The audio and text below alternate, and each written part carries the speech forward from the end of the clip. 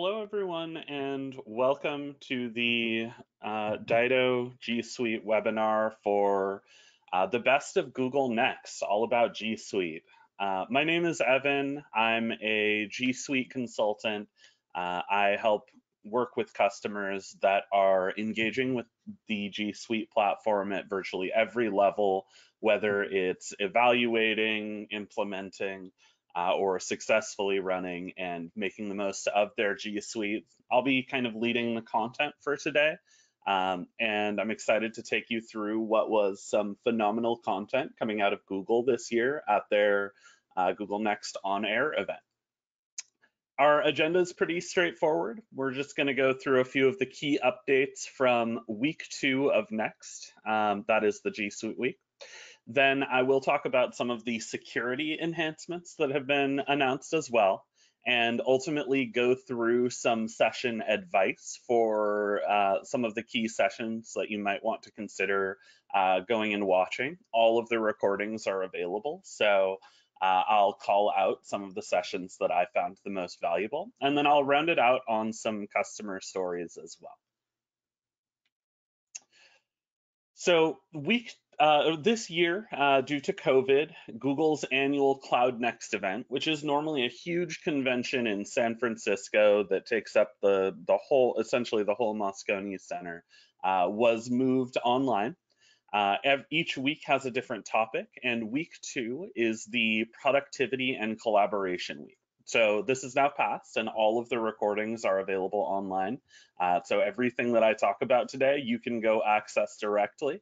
That being said, there are a lot of hours of content coming out every week. So if you are interested in G Suite, I would certainly will be able to call out the key updates and the key sessions that I would still advise towards attending.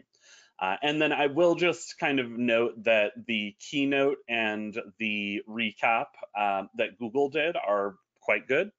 The keynote provides a lot of background information around the direction of G Suite and the reason why, the rationale, the research that Google is doing into working from home and user adoption and how G Suite fits into the marketplace. So I do think that virtually anyone can benefit from the keynote, and there is a recap that Google did as well. They don't necessarily pull out as personalized of recommendations as I might, but they certainly do a good job of recapping all of the events in a lot of good detail. So I do recommend those sessions to everyone to start. Okay, so kind of shifting gears and talking about the product itself. The ultimate kind of message from the Google Next Productivity and Collaboration Week essentially is that this year, unfortunately, COVID has really changed the way that most people do their work. Most folks that are working in an information type of role are now working online. Obviously, quarantines have affected businesses in very crucially different ways. And the message that Google has found in all of the research and interviews that they're doing is that work from home is not necessarily going away. Even in a post-COVID world, CFOs are reporting that that many workers will continue to work from home to reduce overhead now that they have some of the capabilities to kind of continue doing that. The reason I mention this is that the strategic vision for G Suite has always been to ensure that people can work from anywhere. And now with the current climate and the way work has changed in the last couple of months, Google's G Suite focus has become making Google the best home for your work. And they're really doing two very specific things with their near-term development roadmap that you can go watch sessions about at Next. The first one is the new hub for work in Gmail.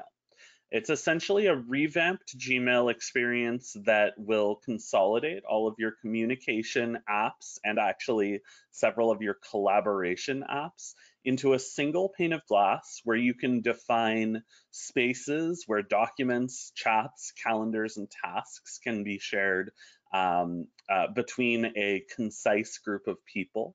It also adds in kind of a stronger integration with third-party tools and with other G Suite apps. So if you think about G Suite, it's been very strong as a remote offering for a long time, just because it has that work from anywhere capability. But essentially, what this new integrated experience looks like is taking the magic of G Suite, of chat and real-time collaboration and embedded calendars, and putting them all into one single pane of glass so that you can do a side-by-side comparison with a document and a chat with the same group of people, assign out the task list, track the task list as people work through it, and even just in one tap, open a meeting with that group of people without needing to do a lot of context switching between your various applications. So this new home for work is kind of starting its rollout, but based on the next event, we can anticipate that this will be basically here by the end of this month or next. So that's both for the web and potentially for the mobile experience as well, where we've seen on the Gmail app, there's now a tab for chat within that same app without needing, again, to do a lot of context switching and having that same single pane of glass. The second kind of key area of end user updates that really are working to ensure that G Suite is the best experience to work from anywhere is the Google Meet vision and roadmap. Now, there's a session all about this. It's 30 minutes or whatever. So whereas I'm going to cover this in about 5 or less, you can get a lot more information from that session. But essentially, the vision for Google Meet, as far as we can tell, is essentially to have a full-fledged kind of webinar and video platform from Google Meet for all internal and external calls, classes, trainings, customer meetings, webinars like we're doing one today. And Meet is a very secure platform. It's very well integrated into G Suite. It's friendly to use, easy to join, works from any device. But at the end of the day, we see that there are a couple of end user kind of features missing right now. And so Google shared their roadmap for this tool publicly and showed that a lot of key engagement features like meeting attendance, nonverbal participation like hand raising and Q&As and polling are coming. Breakout rooms, which is that ability to go from a large group to several smaller ones and then reconvene after discussions. We very commonly see that being used in other platforms for trainings and classroom type activities where breakout work groups need to occur. So there's quite a bit coming. This is by no means comprehensive, but essentially bringing in, saying, okay, well, G Suite does security very well. It does privacy very well. Your meeting is completely secure and encrypted. Now let's ensure that we have all of those end user features ready to go as well. Jumping ahead a little bit, I want to talk about some of the major security enhancements that are coming out of, or that came out of Next as well. In the security world, and I know I'm going to be going off the deep end here for some of those folks who may not be as familiar with the security side of of G Suite, but the first one that was announced was a really, really interesting feature is support for the new BIMI standard for Gmail. This is essentially very similar to when you go to a website for a company that you know and trust. If you look in the left side of your URL, usually it shows a lock and potentially their logo. And that's because they have done significant brand security, authenticating that they have terminated the correct certificates and they are, in fact, who they say they are, and that this is a trusted connection. Well, Google is building on existing security standards in Gmail to essentially bring that same workflow to email so that so long as the provider, or I'm sorry, the sender of an email has that successfully terminated encrypted connection and all of the modern standards for email security are configured for their domain, they can actually register their link, or I'm sorry, their logo with Google and have that appear inside their emails as a trusted and authenticated email. And this is an additional way that we anticipate preventing essentially fraud through email, which business email compromise is a very common way that fraudsters try to target businesses. And we think that this will go a very long way in helping end users to seamlessly identify when they do or don't have a trusted connection.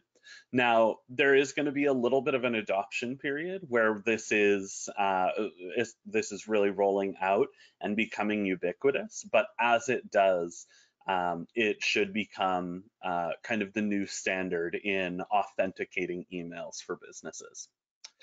We also have some new controls for Google Meet coming. Those are around both end user and the admin side. On the end user side, the ability to denote a moderator who can determine which users can come off mute, present their screen, ask a question, things like that. They can remove people from the call. So you have an actual specific moderator role kind of built into the platform during a meeting. On the admin side, we're also seeing the addition of some security controls to help sound teams or video teams or IT teams in general more effectively troubleshoot meeting behavior all the way down to the peripherals. So currently there is already a Meet quality tool that can help you to do some of this. But what Google is doing over the coming days and months is kind of ramping that up to be a much more powerful resource for even in near real time, helping to troubleshoot user devices during a meeting. I know for all hands meetings right now, a lot of customers are having a lot of trouble ensuring that their audio is working, ensuring that their presentation is going just right for a large audience. And so those controls should help IT teams ensure that their team is being successful with the equipment that they have. We also have some new security features coming to chat. And there's a few different types of things going on there, but one of the key security features is some of Google's AI-based filtering for things like spam are coming to chat. So what that will do for you is essentially when you get an external chat into your account, Google will potentially warn you about that user or block that connection based on the identity and the message that they're attempting to send. So doing secure link scanning inside the chat, working with the essentially the security of that chat message to ensure that you are only executing good, solid connections. And then on the data management side of things, and for those that are on the admin side, this is probably going to be a little bit more up your alley. Google has redesigned the devices page in G Suite to be much more effective for admins that need to audit or change security settings on devices. It works way better. It's laid out in a really clear and cohesive way. If you're not used to it yet, totally understand, but after playing with it for a couple of or well, periodically or occasionally for a couple of days, it's really I've really come around on it. So it's a much more simplified user interface, and it's clear that it was built that way because Google's device management has advanced so much in the last year, that we really needed a better interface to be able to manage all of the features and devices for operating systems and security settings and passcodes and things like that. Additionally, admins can now use automated information rights management using the G Suite platform. This is that ability to prevent recipients of an email or document from taking information with them easily. So essentially having the ability to turn down or off copy, download, print, share, or forward on a file or email that's sent. And that should provide a kind of more effective layer of control for sensitive information. Particularly, this is data loss prevention. So things like personal identifiable information, protected health information, or other types of compliant data are really good fits for configuring these controls. And then finally, on the data management side, as the threat landscape becomes more sophisticated, Google is introducing these additional tools to help admins to more cohesively and easily manage their environment. Simplifying app access controls is essentially the ability to audit the specific OAuth scopes that are being granted to third-party applications by your users, and then move that more to a whitelist type of approach than a blacklist type of approach. So right now, most organizations enable their users to effectively leverage any third-party applications that they want to trust for their data. And they have some limited auditing over that, and they can go in and reject one of those connections if they decide to. But a sophisticated attacker might have already gotten away with all of the user's data or spammed all of their recipients in their mailbox or done one of a million other things with those APIs if the user has enabled that third party to do so. Now Google is improving those app access controls to make it a much simpler experience to ensure that users are only authenticating approved apps, and those approved apps are only able to access the right APIs for their app. They're not if my user gets a calendar extension that's going to help them to book appointments in a certain way, that application shouldn't be going to email for any reason, really. So ensuring that we have that capability kind of configured or configurable for admins, auditable by admins, and actually taking it to the next level to say, well, there's a concept of a low risk application like Calendar and a high risk application like Google Drive, where sensitive information is more likely to live, and being able to configure based on that. Okay, so that's going to do it for the key updates from the next event. The next thing that I want to do is go through some of my suggested sessions for attendance. Essentially, Google has, and this is based on observation, I wasn't handed off a user guide, but Google has done a good job of kind of breaking out the topics. There are kind of shortcut codes that can follow the topics that are most interesting to you. So when it's like end user devices, you can see EUC and then the number, and when it's the solutions keynote, you can see that it's Sol Key 101. So it is laid out very well on the website. You can filter by your interests, by your level of expertise, things like that very well. So really what I'm going to be doing here is just having some suggestions for sessions that are probably worth watching in their full duration. Now, one thing that I will clarify here is that this is going to be more of the generalist recommendations. I'm not going to go into I'm not going to show like all of the like 50 sessions that they did this week on this screen. So if you really do want to see everything that was available, definitely do that on the website.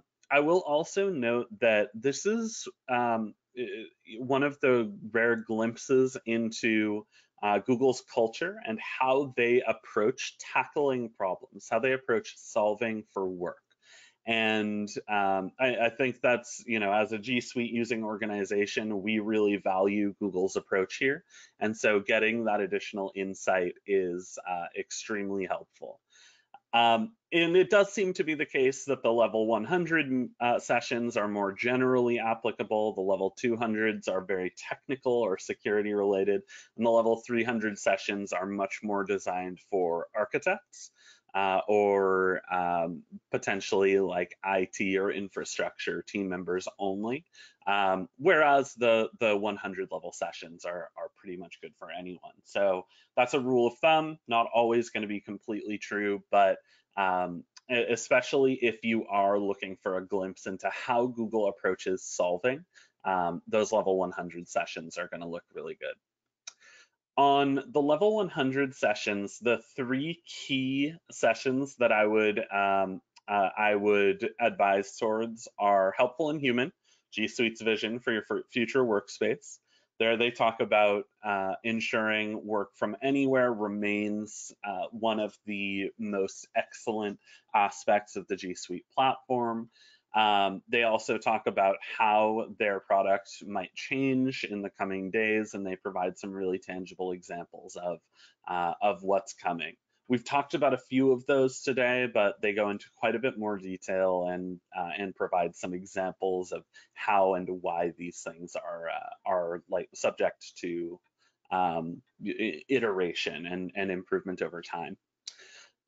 The second one that I would advise towards is the communication in G Suite, the future of Gmail, chat, Meet, and more. Essentially, the communication tools that are built into the platform.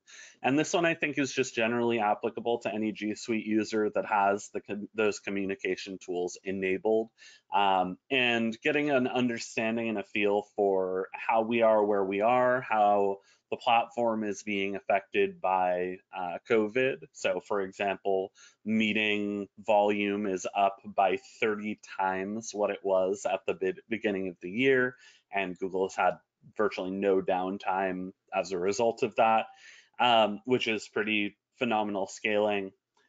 There is also a session called Teamwork from Anywhere that I think is a very good one. This is an excellent session for anyone using Google Drive. Or the more collaborative aspects of G Suite.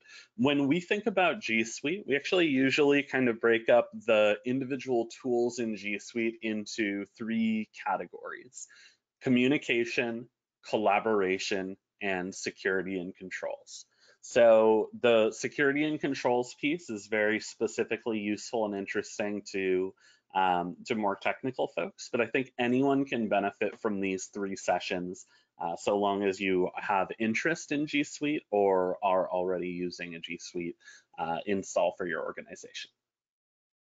Jumping into the 200 level sessions, I'm actually only going to reference these briefly, just because I know this is going to become more specialized content, and I'm really only going to suggest towards two sessions. And remember, these are security and technical related topics. So the first one is securing remote workers with Google and Chrome Enterprise. And this is a great walkthrough of exactly how Google achieves the security that they do with the kind of coupling of the G Suite applications, or even just the Google Admin Console, and the Chrome Enterprise. And it's the Chrome Enterprise capabilities give you essentially complete control over or configuration control over a Chromebook, and how workers are able to be successful remotely while leveraging those. It's a really informative session for any admins that are kind of tackling device security, especially due to COVID. The second session that I thought was really interesting is supercharging productivity with AppSheet. AppSheet is essentially a new tool that will be coming to G Suite. I think later, probably next year, is the timing that they gave for general availability. And it's being beta tested right now by several customers. And essentially what AppSheet does is turn a spreadsheet into the database for an application that can then be customized with no code, which means it's really quick and really easy for an organization to kind of put together an application for their users, a workflow, a tracker, is essentially a simple application for or without needing any specialized knowledge or engineering or developer expertise. The customer that Google has brought onto this session is a construction organization that used the app sheet to connect their foreman to their main office to provide daily updates. Due to the COVID situation, they found that to be a requirement and a need for their organization, and AppSheet was able to deliver on that seamlessly. So providing the right kind of rich content through an application that they can use on mobile and report back is something that they were able to achieve using AppSheet.